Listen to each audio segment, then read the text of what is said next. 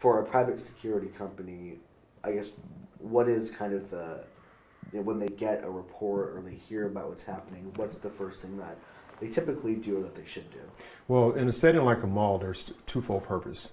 The troops on the ground, their first thing is to respond, render aid, try to get the suspect in custody if that person is still there, disarm him if need be. The second part of that is in the control room because of a mall or casino or different places like that.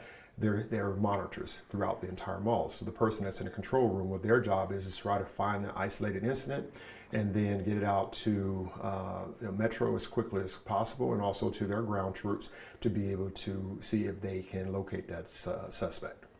And you were talking earlier, the call can come in as active shooter or something else, but typically they'll treat it with the highest priority or as if it's the worst case. Is that right? Yes, because of the environment that we live in today, just about any call that comes in at a concert, at a mall, at a casino that involves a shooting is going to typically come out as an active shooter initially.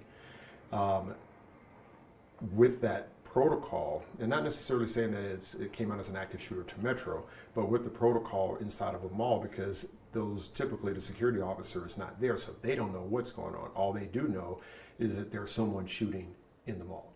And at that point, they don't know whether or not it's an isolated incident, like thankfully this one was, but unfortunate, but they don't know yet. So they have to treat it as such as an active shooter protocol, and I think that's what the security company did, treat it as an active shooter until they were able to quickly find that, okay, there were witnesses that stated that this wasn't an active shooter, it was an isolated incident because some people were arguing, they got into a disagreement or a fight, and then someone pulled out a gun and started shooting. And generally, what is that active shooter protocol? Well, it depends on each company, but for the most part, everybody knows it's run, hide, or fight. So the security officer is, while everyone else is running away, the security officer should be running towards the scene, even if they're unarmed, so that they can get eyes on what's going on and see if they can identify the shooter, provide information back to their dispatch, who in turn will get it to law enforcement officials. And you were saying earlier, obviously, the best case scenario, they can apprehend the suspect, protect the public, all of that, but the priority isn't to run after for these security companies, the priority isn't to run after the suspect, it's to protect and contain the other situation. Is that right? Correct. The first priority is to obviously secure the scene. The second priority in an active shooter situation is to try to apprehend the suspect. The situation is in a mall, and all of us know that typically mall security unarmed. So it's very unlikely for an unarmed security officer to chase down a suspect that just did a shooting.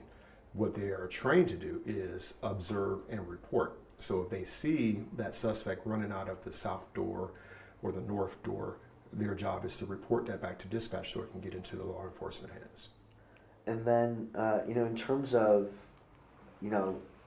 the way that these security companies and officers are trained, Allied had said to me, we do ongoing training. For you, how crucial is that element? How often does that need to happen? How often are those updates needed? Well, I think especially when you're working in a mall setting, or like for us, we do the Clark County courts, it's imperative that active shooter training, if it's not actually done once a quarter or every, twice a year or something of that nature, at least that they're having conversations about it. Hey, what will we do during this situation? What will we do during that? Prior to them getting a security officer getting stationed or positioned or posted at the mall, I'm sure that, Allied, just with any other company that would have such a big contract, would ensure that their officers understand the protocol for active shooters. I think the challenge is that when you have new hires, and in the security industry, it's a very high turnover. So we don't know what the training was and when it was for the security officers that were there, because there's a very high turnover. So you could have had someone that started first day yesterday, and here we are. And we talk about, the day and age that we live in, especially after 1 October here in Vegas specifically. Do you think that just puts all these security companies on even higher alert? I think that after 1 October, everyone is on high alert, to include security officers. Security officers, for the 100 or so people that work for our company, though they're warriors, especially when they're unarmed, there is a a noticeable fear that they have because of what the world has come to. So they're protecting them all. They're unarmed, and they know that any potential day or any day there could be a shooting inside of the mall. So I think that everyone has that forefront on their mind. I think that it's important for security companies to ensure that we're continuously training and repeated training throughout the year so that it can stay top of mind, because when things are not top of mind, our tactics, especially non-police officers, their tactics tend to suffer because they're not trained. They're not, doing it every month or every year or even every, twice a year. And then, as far as through whatever contacts you have within Allied, or the information that do you think it was, they responded just in the way they were supposed to yesterday? Absolutely. I think Allied responded in the way that they could have with any security company, especially with Allied Universal. They're, a international company. They take training very serious. We know that they have a 2-week academy that they send their officers to. So absolutely, I believe that Allied did everything that they could to ensure that people were safe after the incident occurred, and then making sure that they rendered aid to those that were injured. And then lastly, we talked to Brookfield, which is the management company, I guess, of just Fashion Show Mall overall. And they said when it comes to like the training and the protocols and all that, the security officers obviously go through that, but the individual stores and shops in the store, they don't. It's really up to the, Dillard's, like the corporate team, to train those employees.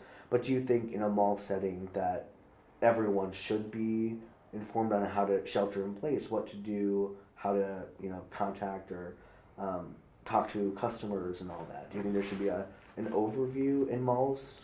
I think in mall settings there should be an oversight. I think the management company of a mall should have oversight over their tenants, and I think that they should ensure that their tenants have that type of training, active shooter response, the run, hide, flight type of training, and what the FBI has put out. I think that they should mandate it if you're going to be a tenant, that you do something and you put things in place so your employees can be at least aware of what you should do should there be an active shooter. So not just leaving it up to the corporate team of that specific store. No, because for me, the management company is overall responsible for the things that occur on the property. So with good oversight, they can at least have something in place to say, okay, Dillard's, Macy's, or whoever, what is your active shooter plan? When was the last time your people were trained? Show us your records. And that's incumbent upon the management company to ensure that their tenants are doing that.